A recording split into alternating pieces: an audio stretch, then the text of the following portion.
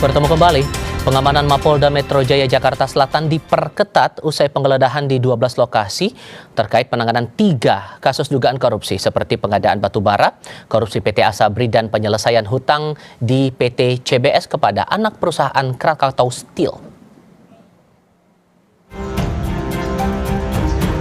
Sejumlah barang bukti yang disita saat penggeledahan di Cafe The Clan dan Money Changer di kawasan Cipete, Jakarta Selatan tiba di Polda Metro Jaya pada Kamis pagi.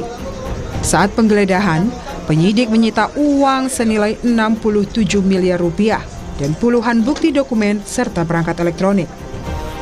Sementara saat penggeledahan di perumahan Parayangan Golf 2 Bogor, Jawa Barat, penyidik menyita barang bukti mulai dari emas, uang tunai pecahan rupiah, dolar Amerika Serikat dan Singapura dengan total seluruhnya mencapai 476 miliar rupiah. Hasil penggeledahan rumah di Parayangan Golf 2 nomor 2 Bogor ditemukan brankas terkunci. Setelah dibuka berisi 7 koper. Yang pertama 74 kg emas batangan, kemudian 4.767.300 USD, kemudian 14.083.800 SGD, kemudian 100 juta rupiah. Estimasi total dalam rupiah senilai 476 miliar.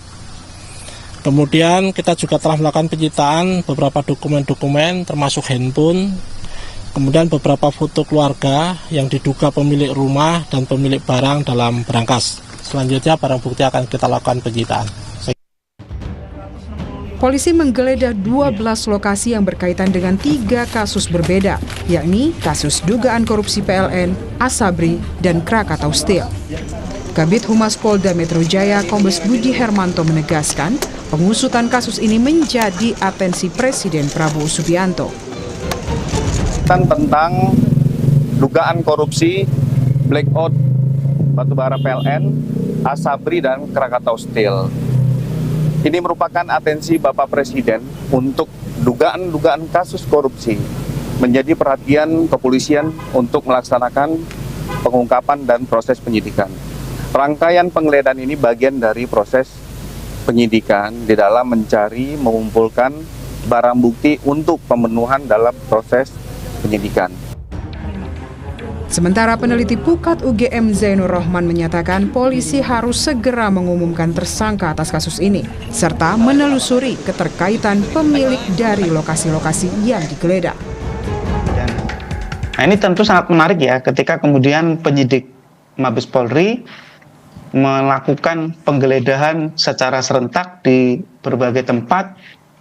Kalau memang benar bahwa tempat-tempat tersebut dijadikan sebagai tempat penyimpanan hasil tindak pidana misalnya, tentu ini akan menarik karena akan dapat digunakan untuk pembuktian di dalam perkara pidananya.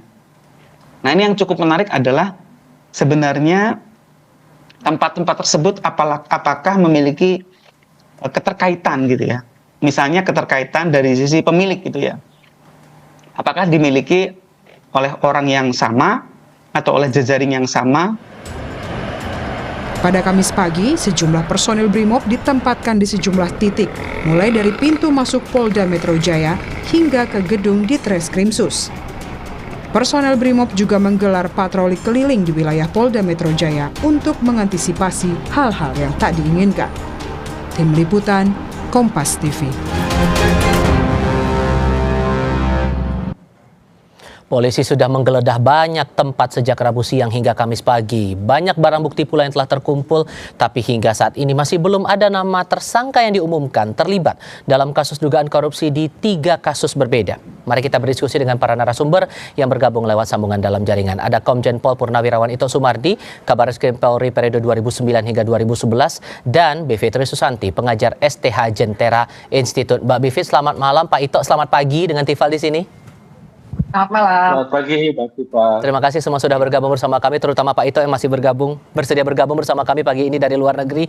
Pak Ito, kalau melihat bukti-bukti yang sudah terkumpul, nilainya udah nggak main-main, Pak. 400 miliar lebih. Banyak bukti dalam bentuk emas, ada uang, ada dokumen.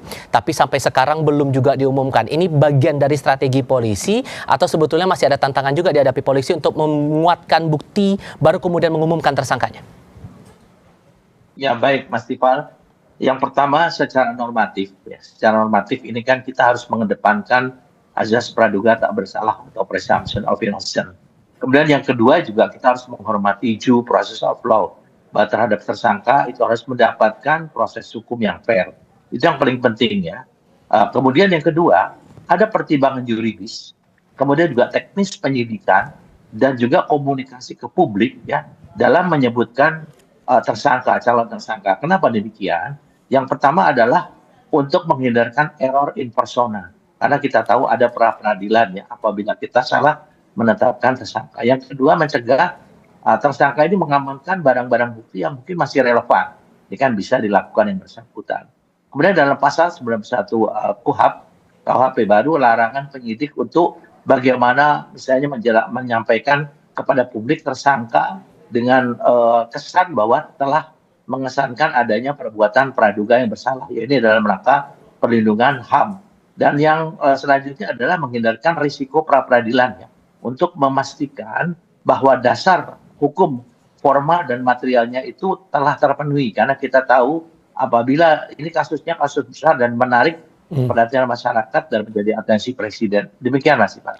Kalau melihat sampai 12 titik yang digeledah, Pak, bisakah kemudian kita katakan ini berarti penyelidikannya sampai kemudian akhirnya menggeledah dalam kurun 2 hari terakhir ini sudah lama berjalannya? Sudah. Mas, ini kan sudah bukan proses penyelidikan lagi. Sudah masuk dalam proses penyidikan. Saya tentunya sudah berkoordinasi dengan adik-adik dari penyidik, dan mereka secara profesional tadi dengan pertimbangan-pertimbangan jangan sampai apa yang kita lakukan ini menjadi sia-sia karena ada salah administrasi ya. Kita semua tahu bahwa pra peradilan ini pun juga tentunya harus menjadi concern bagi para penyidik untuk betul-betul berhati-hati secara cermat. Ya terutama tadi masih banyak barang-barang bukti yang diduga relevan yang mungkin tentunya kita harus melakukan strategi untuk penyelidikan tadi ya dengan pertimbangan yuridis, teknis penyidikan ini yang kita lakukan saat ini, dan tentunya menyampaikan ke publik juga kita harus menghormati tadi dengan azas praduga tak bersalah maupun due process of law atau hak daripada seorang tersangka untuk mendapatkan proses hukum yang fair. Ini yang menjadi concern dari penyidik sampai saat ini. Karena pengembangannya kemungkinan besar masih bisa berkembang secara lebih luas lagi. Demikian Mas Tifa. Mbak Bivit, kalau Anda melihatnya harusnya tersangkanya sudah ada. Kalau dengan titik geledah yang sudah sebanyak itu, temuan barang-barangnya sudah sebanyak itu juga, emas 74 kilo kalau pakai konversi harga sekarang aja nilainya itu sudah 200 miliar lebih. Harusnya polisi sudah punya tersangka dong kalau begitu, atau punya pandangan lain di sini, Mbak? Tersangka saya kira ada atau tidak ada itu ada persoalan materialnya, ada persoalan formilnya. Maksud saya begini, dugaan bahwa ada orang yang melakukan perannya masing-masing dalam sebuah proses penyidikan yang saya pahami pasti sebenarnya sudah ada. Tapi penetapan tersangka di titik ini saya bisa bersetuju dan mengapresiasi kerja kepolisian, mengapresiasi apa yang disampaikan oleh Pak Ito, karena penetapan tersangka itu persoalan dalam KUHP yang juga harus dilakukan secara hati-hati. Apalagi yang kita hadapi. Mbak Bivit? Saya mau coba pastikan dulu. Oke, sorry Mbak Bivit, tadi sempat terputus sedikit. Boleh diulang lagi bagiannya tadi? Ya, mudah-mudahan bersambung ya. Jadi saya melihatnya berdasarkan KUHP, penetapan tersangka secara formil, apalagi itu memang sangat-sangat ada prosedur yang lebih ketat. Dan saya kira dengan situasi bahwa yang dihadapi adalah juga aparat penegak hukum, yaitu kejaksaan, saja harus ada kehati-hatian di situ. Jadi itu bisa saya pahami. Cuma begini Mas Tifal, peristiwa ini kan jadi sorotan kita semua karena ada hal-hal lainnya yang mengikuti. Ya, misalnya ternyata ada yang rumah yang dijaga oleh aparat TNI misalnya dan seterusnya. Nah sebenarnya itu yang jadi aspek. Mbak Bivit? Harus dijelaskan secara terang. Sudah sampai mana sebenarnya proses sampai dengan penetapan tersangka secara formil bisa dilakukan. Supaya kita tidak berspekulasi. Karena kok masuk bagian lain nih, ini ada seseorang yang mungkin menjadi tersangka dari pihak kejaksaan, ada kepolisian sebagai penyidiknya, tapi kalau ada TNI nih, nah ini kan suatu hal yang saya kira juga patut dijelaskan secara terang, barangkali oleh semua pihak yang terkait, apalagi kita juga paham tadi ada perhatian penuh dari Presiden, jadi publik berhak tahu apa sebenarnya yang sedang terjadi dengan kasus ini. Tapi kalau kemudian, sorry saya potong Mbak, tapi kalau kemudian kalau kata Pak Ito kasus ini sudah masuk tahap penyidikan, harusnya kan ada tersangka dong kalau begitu. Kalau menurut Anda ini bagian dari strategi makanya kemudian belum diumumkan dulu sekarang oleh polisi tersangkanya, atau ada hal lain nih Mbak menurut Anda? Ya memang ada aspek politiknya, itu yang tadi saya katakan. Bahwa hari ini mungkin ada pertemuan dengan Presiden, terus ada penjelasan dulu, dan seterusnya. Barangkali itu yang juga akan menimbulkan kehati-hatian. Karena memang tadi ya aspek teknisnya menurut KUHAP memang tidak serta-merta juga begitu ada penyidikan maka kemudian pasti sudah ada tersangka karena harus ada 2 alat bukti dan seterusnya itu di KUHAP jelas. Nah cuma buat saya yang menjadi pertanyaan besar adalah kenapa belum juga kita jadi berspekulasi jangan-jangan ada aspek politik yang lebih ketika misalnya ada situasi tadi TNI ikut kemudian Presiden yang saya dengar juga memanggil pihak-pihak terkait, dan seterusnya. Berarti ada aspek politiknya yang membuat penetapan tersangka belum bisa dilakukan. Tepatkah begitu Pak Ito bahwa ada aspek politik makanya kemudian tersangka belum diumumin sampai detik ini? Ya sebetulnya yang dikatakan Mbak Fitri tadi betul, bahwa kan kita dalam proses penanganan satu perkara, Mas Ivan, itu kan ada namanya proses criminal justice system, ya sistem peradilan pidana. Di mana Polri itu sebagai penyidik, kemudian jaksa sebagai penuntut, dan nanti diserahkan kepada pengadilan. Kalau ada misalnya ya kita baru dugaan petinggi daripada salah satu institusi khususnya di kejaksaan. Kejaksaan itu kan memiliki azas dominus litis ya.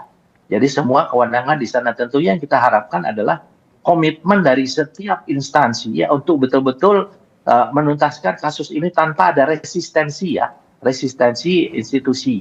Jadi kita semua tahu bahwa bagaimana Polri waktu itu untuk beberapa kasus yang melibatkan perguruan tinggi kita buka di depan kepada masyarakat dan tuntas ya hukumannya. Tentunya ini pun juga perlu untuk masalah ini tadi unsur politis ini harus segera disingkirkan. Tentunya keterlibatan pihak ketiga misalnya yang tadi disampaikan Mbak Fitri ya bahwa ada TNI, kita juga lihat apakah memang untuk mengamankan agar kasus ini bisa berjalan dengan baik ataukah ada unsur lain.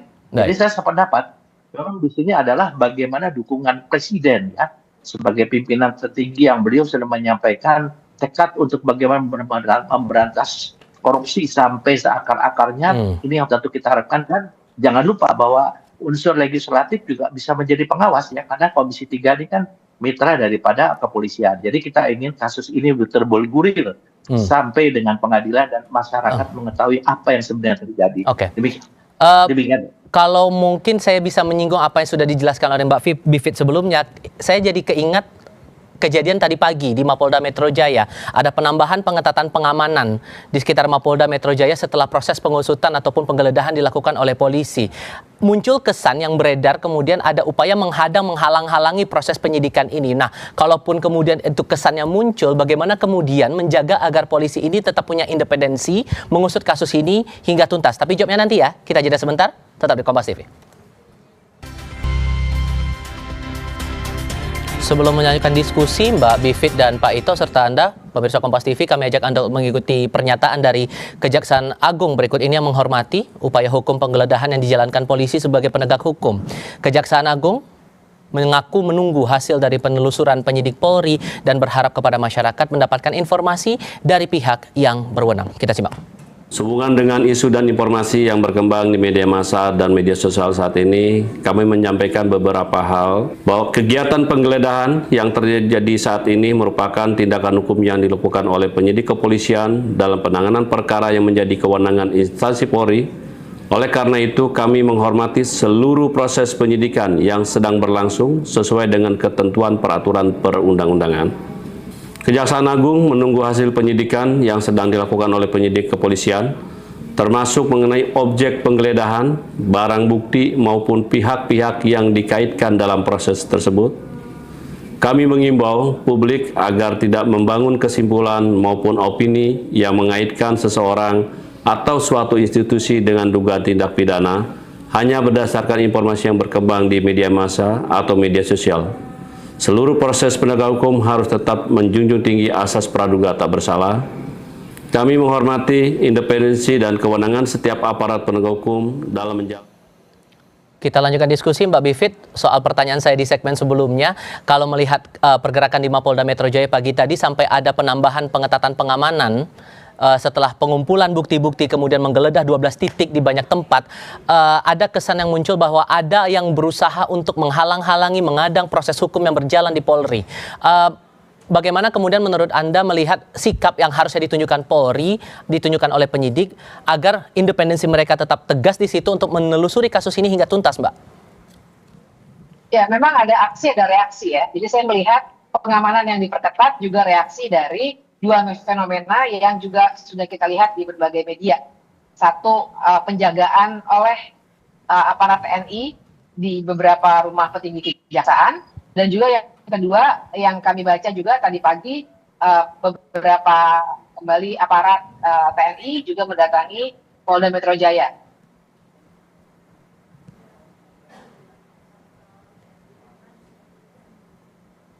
Mbak Bivit? Maaf sekali, kami alami gangguan teknis, kami coba perbaiki dulu sambungan komunikasi kami dengan Bivitri Susanti. Saya coba kasih kesempatan ke Pak Ito. Kalau begitu Pak Ito, ini sorry Mbak Bivit, suara saya masih terdengar Mbak Bivit? Ya, masih terdengar. Oke, sorry tadi sempat terjeda sedikit. Oke, hal apa mungkin yang mau Anda tegaskan lagi soal independensi itu tadi Mbak?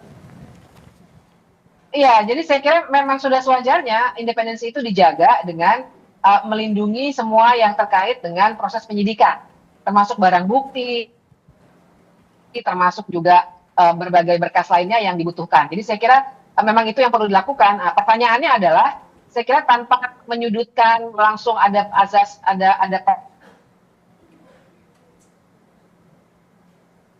Oke. Kami coba perbaiki lagi komunikasi kami dengan Bivitri Susanti. Pak Ito, saya coba kasih kesempatan ke Anda dulu. Kalau begitu Pak Ito, hal yang semacam ini, penambahan pengamanan di Mapolda Metro Jaya ini juga jadi concern buat Anda Pak, bahwa ada upaya untuk menghalang-halangi proses hukum yang berjalan di tubuh Polri? Yang pertama tentunya saya tidak ingin berspekulasi ya Mas Tifal ya. Tentunya apa yang disampaikan oleh pihak Kejaksaan Agung saya sangat mengapresiasi ya. Betul sebagaimana yang saya sampaikan, kita harus mengedepankan azas praduga tak bersalah dan juga menghormati due process of law ya, yaitu proses hukum yang fair. Dari barang bukti yang diperoleh, itu pun juga tentunya harus dilakukan klarifikasi dan penyidikan yang mendalam untuk bisa mengkaitkan dengan para tersangka.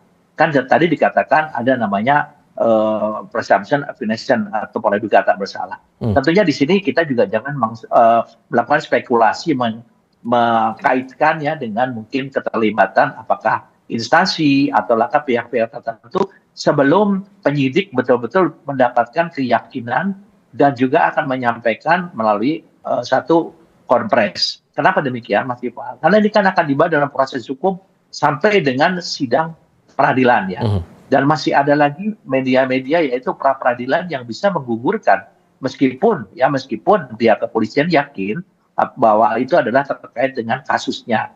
Tapi kan ini semua harus kita hormati. Kita juga harus bisa menahan diri jangan sampai memberikan spekulasi yang akan merugikan nama institusi ataupun nama perorangan. Jadi tentunya kita tunggu daripada hasil ya kecermatan teman-teman penyidik baik di Korps Tipikor maupun Polda Metro Jaya di Reskrimsus untuk bisa mengungkap kasus ini. Dan ini karena menjadi perhatian daripada masyarakat luas, ini juga era digital, Mas. Kita nggak bisa menghindarkan seperti datangnya misalnya dari teman-teman salah satu institusi ke Polda, dan tentunya Polda juga harus melakukan langkah-langkah pengamanan. Karena kan di sana sudah ada beberapa orang saksi yang sedang diperiksa, dan juga mungkin ada tersangka yang sudah diamankan di sana. Demikian Mas Iqbal. Dengan narasi yang sudah beredar liar, apalagi di media sosial, Mbak Bivit, maka kemudian langkah polisi ini akan terganjal untuk menelusuri kasus ini hingga tuntas menurut Anda? Saya kira bisa jalan terus, karena begini, publik bisa melihat ada masalah yang fundamental di sini, karena yang tadi dikatakan ada institusi yang datang, tentu saja kita jelas melihat bahwa itu adalah TNI. Menurut Undang-Undang Dasar, TNI itu adalah alat negara di bidang pertahanan. Nah, jadi ketika ada urusan penegakan hukum, walaupun itu dilakukan antara kepolisian dengan kejaksaan, bahwa TNI bisa ikut campur di situ dalam arti mendatangi Polda Metro Jaya dan seterusnya, itu kan menimbulkan pertanyaan besar. Sehingga saya kira publik juga bisa melihat, mengutamakan penegakan hukumnya. Tanpa kemudian menduga-duga siapa yang bersalah dan seterusnya, kita tidak melakukan itu kok. Cuma persoalannya adalah kita harus membiarkan penegakan hukum yang dalam hal ini sedang dilakukan oleh kepolisian, itu dilakukan secara profesional. Jangan yang di luar proses penyidikan sebaiknya jangan ikut. Nah, saya kira publik yang masih banyak berakal sehat bisa melihat bagaimana politisasi dari situasi hari ini. Itu harapan saya sebenarnya. Oke, Mbak Bivitri Susanti, terima kasih. Pak Ito, terima kasih juga sudah bergabung bersama kami lewat sambungan dalam jaringan. Sehat selalu semuanya. Selamat malam dari Jakarta. Baik, Pak.